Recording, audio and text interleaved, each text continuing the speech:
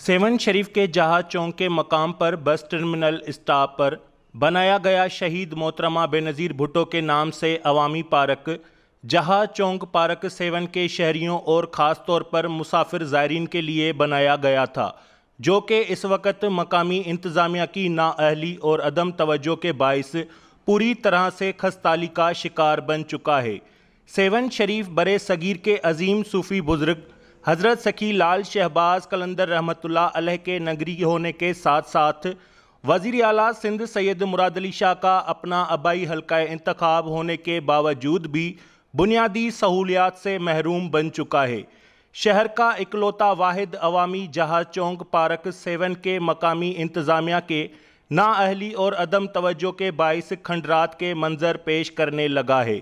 جہاز چوک پارک کے باؤنڈری وال، دیواریں، سٹنگ ایریاز، لائٹنگ، پانی کے شاور، بچوں کی تفریح کے لیے لگائے گئے اینیملز اور پارک کو توجہ کا مرکز بنانے والا جہاز بھی ٹوٹ پھوٹ کا شکار بنا ہوا ہے۔ پارک کے اندر عوامی سہولیات نہ ہونے کی وجہ سے جانوروں، جواریوں اور موالیوں کا آماج گاہ بن چکا ہے۔ ضرورت اس بات کی ہے کہ وزیر اعلیٰ سندھ سید مراد علی شاہ اور ضلع انتظامیہ کو چاہیے کہ فی الفور جہاز چوک پارک کا نوٹس لے کر اس کی خوبصورتی کو بحال کر کے پارک کے اندر موجودہ سہولیات کے فقدان کو پورا کیا جائے۔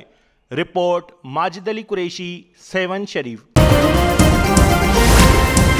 Z110 نیوز، خبر کی اصل خبر۔